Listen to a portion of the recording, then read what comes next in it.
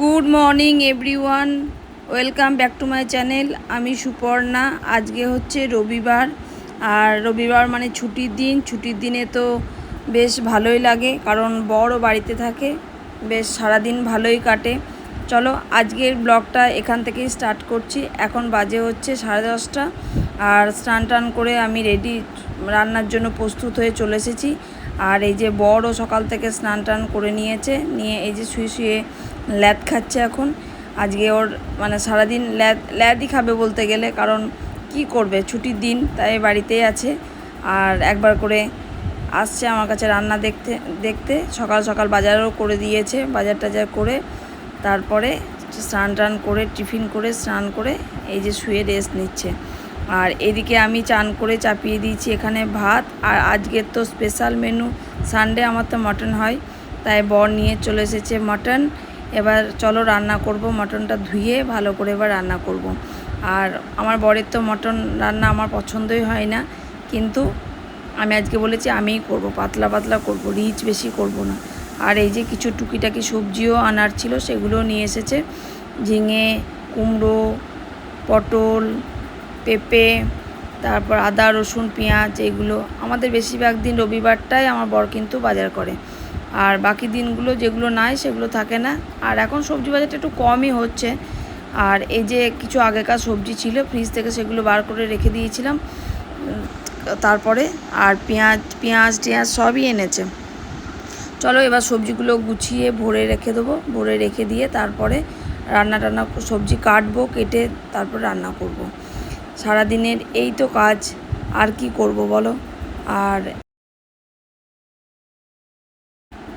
অনেক দিন ধরে ভাবছি একটা সবজির মানে ওই 3 ঝুড়িগুলো হয় না, কিনবো, সে আর হয়ে উঠছে না।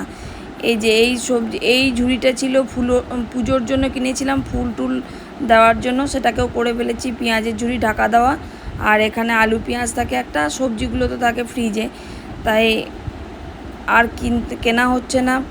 এটা ওটা সেটা তো লেগেই আছে, কেনা হয়ে উঠছে না। আর এইদিকে খানিক বরের সঙ্গে বক বক করছিলাম, ওকেই বললাম একটু ক্যামেরাটা ধরে দাও তো। নিয়ে বলছে কেন, তুমি তো রিং লাইট কিনেছো, স্ট্যান্ড কিনেছো, ওখান থেকে ভিডিও করো। আমি বলছি না, একটু ধরে দাও। নিয়ে অনেক দিন পর কিন্তু ধরে দিল, যাক ভালো লাগলো। আর সমানে বক করছি ওর সাথে।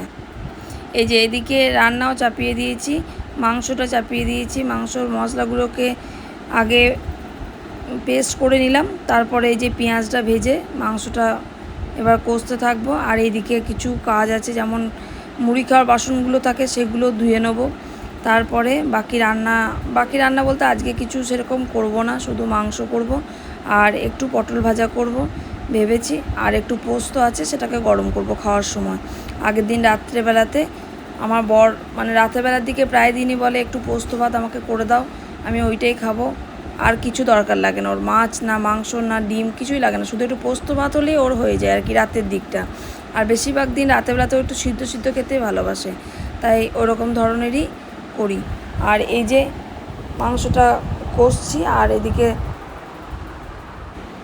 তবে জানো তো এই রান্না বান্না আমি কিন্তু আমার বরের কাছ থেকেই শিখেছি। আমি যখন বিয়ে করি তখন কিন্তু রান্না বান্না কিছুই জানতাম না, মানে একটা দেশলাইও জ্বালাতে জানতাম না, মানে সেরকম প্রয়োজন কোনো দিন হয়নি। বাড়িতে মা ঠাকুমা সবাই ছিল, তাই রান্নাবান্নার ধারে কাছে কোনো দিন ঘেঁষিনি।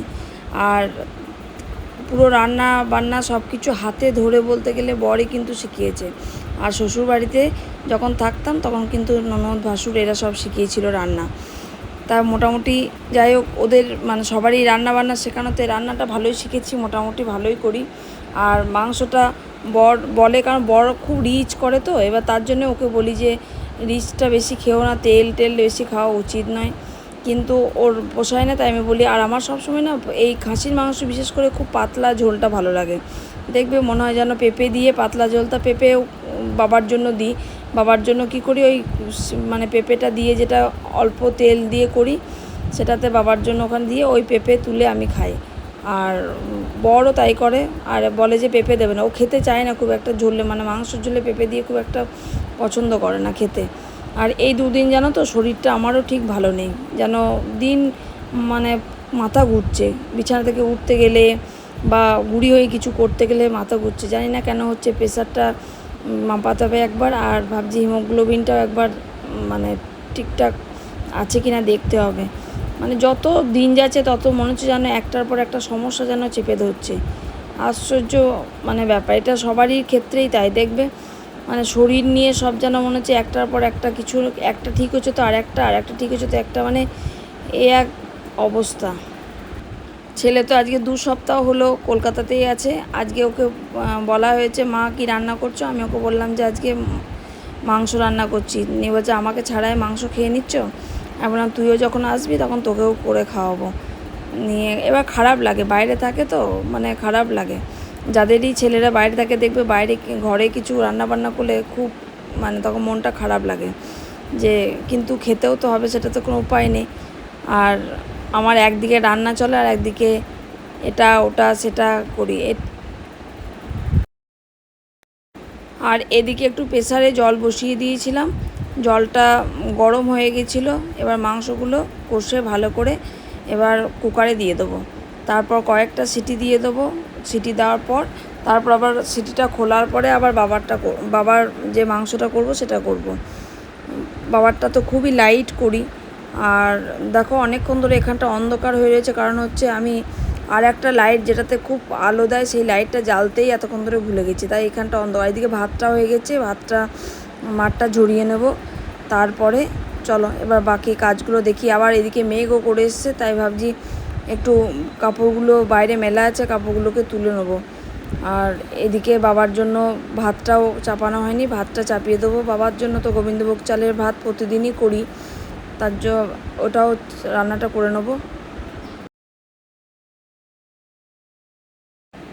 জানো তো এই যে বৃষ্টি হচ্ছে আর হচ্ছে, এই কাপড়গুলো না কয়েকদিন ধরে শুকাচ্ছে না, কেবল আধ শুকনো হয়ে আছে। তাতে ভাবলাম আজকে এগুলোকে শুকিয়ে গেছে তুলে একদম ভাঁজ করে রেখে দিই।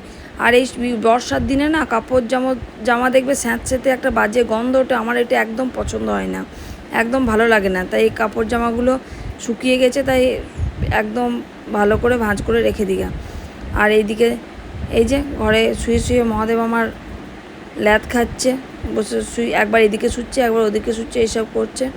এই যে কাপড়গুলো ভাঁজ করছে আর ওকে গল্প করছি যে বিকালে চলো কোথাও ঘুরে আসি, অনেক দিন ধরে কোথাও বেরোয়নি, চলো ঘুরতে যাই। নিয়ে বলছে চলো আজকে তাহলে কোথায় যাবে। আজকে কালকে যেহেতু সোমবার, তার জন্য তো আজকে তো গোটা বোলপুরে বাজারে ভিড়, তারপর গোটা রাস্তাটায় জ্যাম থাকবে। আমরা চলো তবুও আজকে কিন্তু একটু সকাল সকাল বেরোবো। সকাল সকাল হয় না, সেই ভাত টাত খেতে শুয়ে পড়ে ঘুমিয়ে উঠতে প্রায় 5টা বেজে যায়, হয় না। আর এই দুপুরে ঘুমটা না খুব বাজে জিনিস, কিছুতেই ত্যাগ করতে পারছি না। দুপুরে ভাত খেলেই মনে হচ্ছে যেন একটু শুই তারপরে কিছু করব, এই নিয়ে না সারা মানে কোনো কাজই হচ্ছে না। দুপুরে ঘুমিয়ে ওঠা দেরিতে, তারপর দুপুরে ঘুমিয়ে গেলে সেটাও উঠছি দেরিতে। এই হচ্ছে সারাদিনের রুটিন। আর দিনগুলো একের পর এক পেরিয়ে যাচ্ছে, আমার তো মনে হচ্ছে কাজের কাজ কিছুই হচ্ছে না। সামনে পুজো চলে এসছে, মালও তুলতে যেতে হবে, সেটা কবে যায় সেটাও এখন চিন্তা ভাবনা করছি। কিছু মাল শেষ হয়ে গেছে, সেই মালগুলোকেও আনতে যেতে হবে। তারপর লাইভ করছি, ইউটিউবে লাইভ নিয়ে একটু সমস্যা হচ্ছে, কেন কি জানি বুঝতে পারছি না। লাইভটা তোমাদের যদি কারোর জানা থাকে কমেন্টে জানিও তো, যে লাইভটা করছি কিন্তু সবসময় প্রাইভেট হয়ে যাচ্ছে লাইভটা, কেন যে মানে ওর লাইভটা শেয়ার হচ্ছে না, এটা আমি বুঝতে পারছি না। তোমরা যদি কেউ জেনে থাকো একটু প্লিজ জানিও তো। আর এদিকে জামা প্যান্ট সবই গা ধুয়েছিল, সেগুলো একটু গুছিয়ে তারপরে দেখি রান্না তো হয়ে গেছে, সিটিটাও পড়তে বাকি, বাবার রান্নাটা হলেই হয়ে যাবে। মানে আচ্ছা তোমার একটা কথা বলো তো, তোমার কি সিগারেট ছেড়ে দিয়ে খিদে পেরে গেল নাকি বলো তো? মানে এত খাবারের আড়াপাটা, এই খোসা ছাড়ালে না जो रेस्टोरेंटे খায় এক একটা জিনিস লাগে 400 টাকা নাই, খোসা ছাড়িয়ে দেয়, খোসা সমেত দেয়, তখন তো খেয়ে নিচ্ছ। ঘরে খোসা খাবে না নাকি? না, তবে শসাগুলো কিন্তু একদম খুব কচি কুচি, আর তোমার মতো একদম কুচি আমার মতো। তোমার স্টুডেন্ট কি বলেছে বলো ইয়ে স্কুলে সিগারেট ছাড়ার জন্য? মিস্টার রান্নাঘর কি সুন্দর, আপনার গায়ে দারুণ স্মেল উঠছে, ভালো লাগছে। আগে আপনার গায়ে কেমন গন্ধ উঠতো। দেখলে আমি বলতাম, তুমি তো বিশ্বাস করতে না। চলো, আর এই যে আমার বাবা খেতে বসে গেছে।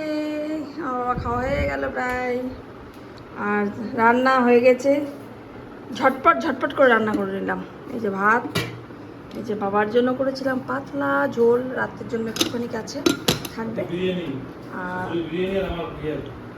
আমাদের জন্য আমাদের ঝোল কিন্তু আজকে পাতলা করেছি, একদম কিন্তু রিচ করিনি।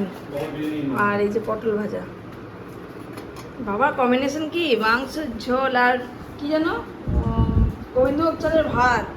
হ্যাঁ, রাজারা খেতে গো বাবা, ভালো হয়েছে বাবা। হ্যাঁ, শশা নেবে দাদু, দুটো শশা কি করতে পারবে না বাবা, বসে দিতে হয় তো।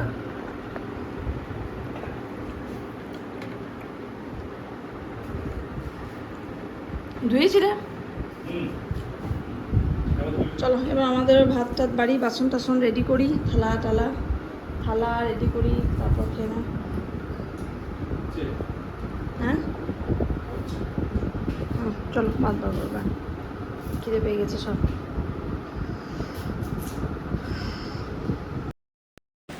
এই যে সন্ধেবেলায় বেরিয়েছিলাম, আর এইদিকে প্রথমেই গেলাম চাহা পানিতে, এখানে চা খেতে। আর আমার বর চা খেলো, তারপরে আমি খাইনি চা, এখানে একটুখানি দাঁড়ালাম। তারপরে এদিকে চারিদিকে দেখছিস অনেক ভালো লোকজন, অন্য দিনের থেকে আজকে একটু কমই লোকজন ছিল। আর তারপরে চা খেয়ে বলছে কোথায় যাবে, আমরা চলো কোথায় যাই দেখি। আজকে একটা জায়গায় যাব, চলো তোমাদের সাথে সেটা শেয়ার করব কোথায় যাচ্ছি। আর চাটা তো খেতেই হবে আমার বরের। তবে একটা জিনিস, এখন চায়ের সাথে টাটা বন্ধ হয়ে গেছে, ওটাকে নিয়ে কোনো সমস্যা নেই। নাহলে আরও কতবার যে চা খেত তার ঠিক নেই, বেরিয়ে 14 বার চা খেত, এখন সেটাও একটু কমিয়ে দিয়েছে, অনেকটাই কমিয়ে দিয়েছে। চলো এবার তাহলে যাই, কোথায় যাব দেখাই তোমাদেরকে। আমাদের এখানে এই যে কঙ্কালীতলা আছে না, ওখানে কঙ্কালীতলা থেকে জল নিয়ে এসে সবাই সুরতেশ্বর মন্দির বোলপুর পেরিয়ে বাইপাসে ওখানে কিন্তু সবাই জল ঢালে। কঙ্কালীতলা নদীতে জল নেয়, তারপরে কিন্তু ওখানে জল ঢালে। এই গোটা রাস্তায় ভিড় এরকম। আর তারপরে আমরা গেলাম ওই যে বেস্ট পকোড়া, আগের দিন গেছিলাম ওখানে গেলাম, প্রথমেই নিয়েছিলাম কিন্তু চিকেন পকোড়া, বেশ টেস্টি ছিল, বেশ খুবই সুন্দর। আগের দিন খেয়ে অনেক দিন খুলেছে, কিন্তু আমাদের আর সেভাবে যাওয়া হয় না, তাই মানে যাইনি কোনো দিন। সেদিন প্রথম গেলাম, আর আজকে ছিল নেক্সট দিন। আর ওটা খেয়ে ভালো লাগলো, নিয়ে বর বললো তাহলে চলো আর একটা, ওরা ভেজ কাটলেটও, মানে ভেজ কাটলেট না সরি, ওরা ফিশ কাটলেটও বানায়, ওইটাও নিলাম। তা দুটোই মোটামুটি ভালোই টেস্ট। আর পকোড়া 4টেতে নেয় 50 টাকা, আর এই যে দুটো ফিশ কাটলেটে নিল 100 টাকা, মোটামুটি ভালো। চলো আজকের ব্লগটা এই পর্যন্তই। আশা করি তোমরা আগামী দিন ভালো থাকো, সুস্থ থাকো। আবার দেখা হবে তোমাদের সাথে আবার নতুন একটা ভিডিওতে, তার মধ্যে তোমরা কিন্তু সুস্থ থেকো। চলো, গুড নাইট, টাটা।